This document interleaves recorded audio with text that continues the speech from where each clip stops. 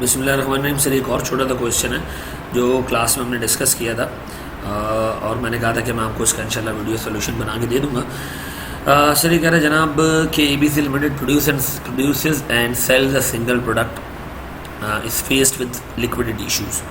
In order to improve its financial position, it intends to revise its working capital policies as follows. Number 1, the stand price of the product is 100 per unit and 500,000 units are sold presently per month. देखिए sir ये अपनी working capital policies change कर रहा है। तीन इसने aspects दिए sir, पहली पॉलिसी, दूसरी पॉलिसी, तीसरी पॉलिसी। फिर वो कह रहे हैं जनाब evaluate and discuss the managements decision not decision ना। इसका मतलब है सर हमने इसको लेना है एक सिंगल चेंज के तौर पे, ठीक है जी। अब अगर मैं देखना शुरू करूँ उसको तो ये कह रहा है ABC limited which produces and sells a single product face liquidity issues in order to improve its financial position it intends to revise its working capital policies. Sir working capital policy इस तरह adjust करेगा कि उसकी working capital की requirements reduce हो सके। फिर वो कह रहा है जनाब the stand product standard price, ये एक्चुअल प्राइस थी, stand price per unit is 100, ठीक है जी।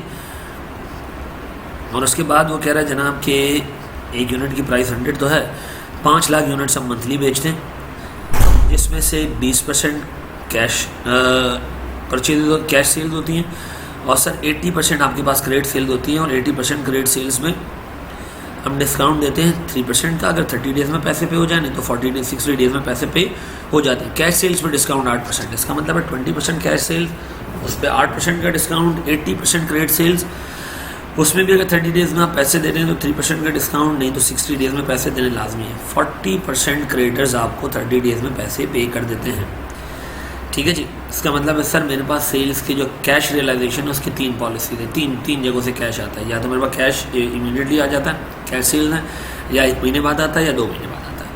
अच्छा, हम इसको रिवाइज करना चाह रहे हैं इस तरह कि हमारी क्रेडिट टर्म्स 15 और 30 दिन की हो जाए। यानी सर मुझे 2 महीने का क्रेडिट पीरियड लेके नहीं जाना, 1 महीने के अंदर अंदर पैसे रियलाइज करने, ठीक है जी। 15 दिन में अगर कोई बंदा पैसे दे देगा तो 4% डिस्काउंट, 30 डेज़ में कोई पैसे नहीं है। ओवरऑल सेल्स वॉल्यूम इस स्टेप से 5% गिरेगा, लेकिन कैश सेल जहाँ पहले 20% की थी टोटल सेल्स की, अब वो 30% हो जाएगी और 50% जो है वो क्रेडिटर्स 4% डिस्काउंट अवेल करेंगे, 50% कोई डिस्काउंट अवेल नहीं करेंगे। तो सर इससे मेरे पास क्या फ़र्क आता है सर, क्या कॉस्ट आती है इसकी, वो अगर हम देख लें सर।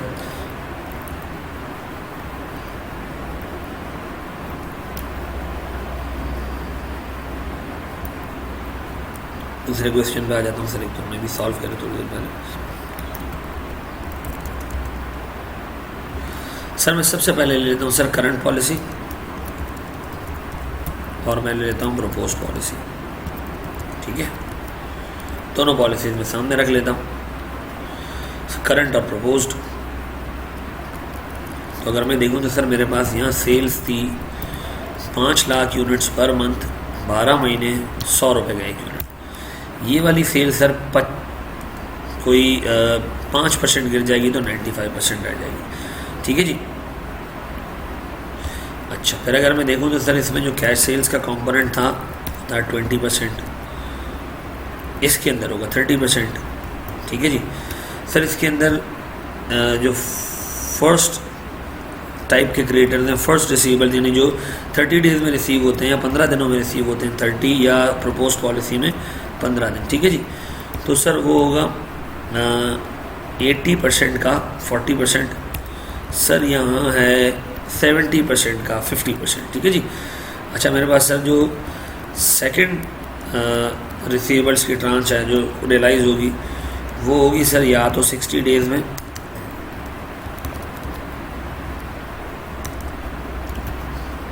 या 30 डेज़ के अंदर। तो अगर मैं देखूँ तो सर इसमें 0.8 का 0.6, ठीक है जी, और इसमें आता है सर 0.7 का 0.5, ठीक है जी। ये मेरे पास आ गया सर सारे सेल्स का ब्रेकअप। अगर मैं देखूँ तो सर मेरे पास कैश सेल का जो कॉस्ट निकालना शुरू करूँ तो कैश सेल्स पे सर डिस्काउंट है, इस सेल्स पे डिस्काउंट है 8% का। अब सिंस सर ये बढ़ गई है सर सेल्स, तो मेरे पास डिस्काउंट की अमाउंट भी बढ़ जाएगी, इतना मुझे देना पड़ेगा एक्स्ट्रा डिस्काउंट जो मेरे लिए एक लॉस है, ठीक है जी। अच्छा सर, फिर मेरे पास जो फर्स्ट रिसीवेबल्स हैं जो रियलाइज़ होंगे सर, उस पर ये डिस्काउंट दे रहा है 3% का। अच्छा, हम डिस्काउंट अब नई पॉलिसी के हिसाब से देंगे 4% का, तो सर यहाँ में फिर लॉस 0.2 मिलियन का। ठीक है जी। अच्छा, नीचे वाले रिसीवेबल्स पे सिंस को डिस्काउंट नहीं है तो ये मेरे पास डिस्काउंट में कुछ 6 मिलियन का लॉस आ रहा है। अब सर मेरे पास वर्किंग कैपिटल कॉस्ट जो है वो रिड्यूस होगी क्योंकि मेरे रिसीवेबल्स क्या हुए हैं, रिड्यूस हुए हैं। सर पहले मेरे एवरेज रिसीवेबल्स हुआ करते थे, मैं लिख देता हूँ सर जो मेरे रिसीवेबल्स हैं सर, ये वाले रिसीवेबल 30 दिनों में रिकवर होते हैं, तो 360 इंटू 30। ठीक है जी। और सर अगर मैं इसको डिस्काउंट के लिए भी एडजस्ट कर दूं, जैसे बच्चा आपको कहेगा, तो मैंने इसको 92% कर दिया ताकि डिस्काउंट के लिए भी एडजस्ट हो जाए। ठीक है जी। सॉरी 97% कर दिया। ठीक है जी।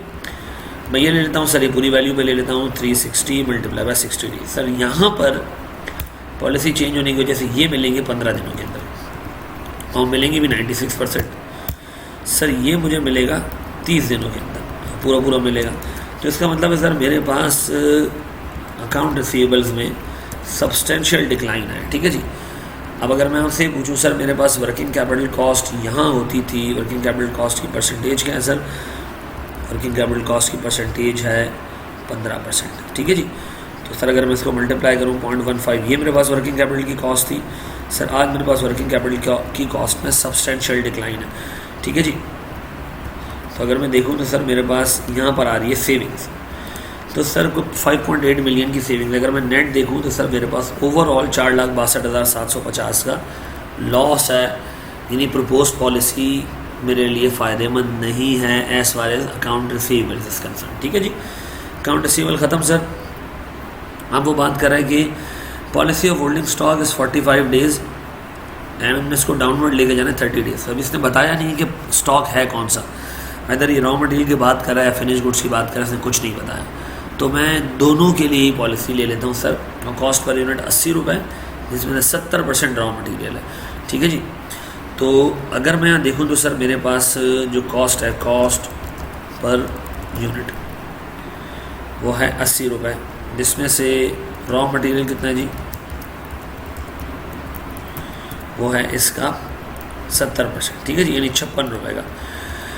लेकिन सर जब मैं बराबर में एक लाइन और पढ़ता हूँ कि हमारा इरादा ये भी है कि हम सप्लायर ने जो 2% का डिस्काउंट दिया 20 दिनों में और हम वो अवेल करते हैं, sir ABC has now decided not to opt for this discount. इसका मतलब है सर मेरे लिए रॉ मटेरियल की प्राइसेस अगले साल बढ़ेंगी। तो अगर मैं देखूँ सर इस साल जो है वो अगर 56 रुपये की प्राइस है तो प्रपोज में 2% क्या हो जाएगी, बढ़ जाएगी। इसको मैं 0.98 से डिवाइड कर रहा हूँ क्योंकि सर 2% डिस्काउंट के बाद आ रही है, तो इसके ग्रॉस प्राइस रही होगी सर ये 57.14। इसका मतलब है सर मेरे इससे ओवरऑल कॉस्ट बढ़ जाएगी सर कितनी, सर ये मेरे पास अदर कॉस्ट है और अगर से मैं मटेरियल ऐड कर दूं तो मेरे पास बजाय कॉस्ट 80 रुपये रहने की 81.14 हो जाएगी। अब अगर मैं देखूं सर मेरे पास फिनिश गुड्स की जो सबसे पहले मेरे पास सर मैं प्रोडक्शन कॉस्ट निकाल लूँ पूरे साल की क्या होगी। प्रोडक्शन कॉस्ट सर इसमें 5 लाख यूनिट्स 12 महीने 80 रुपये की कॉस्ट। सर यहाँ पर 5 लाख यूनिट्स का 95% 12 महीने और ये कॉस्ट। ठीक है जी। अब अगर मैं आपसे कहूँ सर मेरे पास परचेजेस कितनी होंगी, तो आप कहोगे सर 56 इंटू 5 लाख यूनिट्स 12 महीने। अब मैं आपसे यहाँ कहूँगा तो सर आप कहोगे 5 लाख यूनिट्स 12 महीने लेकिन 0.95। ठीक है जी। ये आ गई मेरे पास परचेज। अब अगर मैं देखूँ sir average finish goods average कितने हैं सर उसके लिए मुझे पॉलिसी पता है कि पहले 45 डेज़ थी, अब हम जा रहे हैं किस पे 30 डेज़ पे। तो सर 45 डेज़ का मतलब है 360 मल्टीप्लाई बाय 45, अब sir divide by 360 multiply by 30। ठीक है जी। तो इसका मतलब है मेरे को वर्किंग कैपिटल रिक्वायरमेंट गिर गई सर। रॉ मटेरियल का देखूँ तो सर मेरे पास लास्ट टाइम 45 डेज़ और अब 30 डेज़। ठीक है जी। तो सर मेरे पास जो स्टॉक का वर्किंग कैपिटल था वो रिड्यूस हुआ है सब्सटेंशियल। ठीक है जी। और इस रिडक्शन पे मुझे क्या मिलना चाहिए सर, वर्किंग कैपिटल की सेविंग्स। अगर मैं देखूँ तो सर मेरे पास last time working capital cost यहाँ थी कोई 0.15 के हिसाब से इतनी, अब इतनी होगी। तो सर एक सेविंग तो आई अल्हम्दुलिल्लाह स्टॉक के नाम पे, और वह 5.447143 मिलियन की दोनों स्टॉक्स को मिला के। क्रेडिटर्स पे जाऊँ सर, क्रेडिटर्स के लिए सर हमारे पास एनुअल परचेज तो हमें पता है कि ये होगी और दूसरी जगह पे ये होगी। सर मेरे पास एवरेज डेज जो थे वो पहले थे 20, अब हो गए कितने जी 60। तो सर अगर मैं एवरेज क्रेडिटर्स निकालूं तो सर वो निकलते हैं this divided by 360 multiply by this, ठीक है जी। और यहाँ निकालूं तो ये निकलते हैं सर। इसका मतलब है सर मेरे पास वर्किंग कैपिटल कॉस्ट जो बनती है वो बनती है सर 15% यहाँ पर और 15% यहाँ पर। इसका मतलब है सर मेरे पास वर्किंग कैपिटल कॉस्ट में सिग्निफिकेंट डिक्लाइन आया है एक और सर। ये एक और मेरे लिए बेनिफिट है कि मेरी जो है वर्किंग कैपिटल कॉस्ट कम होगी, इसलिए कि सर मेरे पेबल्स इंक्रीज़ हो जाएंगे, ठीक है जी। अब अगर सर मैंने देखूँ तो ऊपर 4,62,000 का एक नुकसान है, लेकिन 2 फ़ायदे मुझे अब तक हो चुके।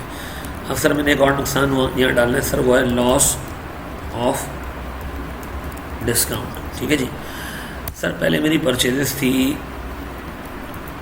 पहले मेरा डिस्काउंट हुआ करता था सर 5 लाख यूनिट्स इंटू 12, ठीक है जी, इंटू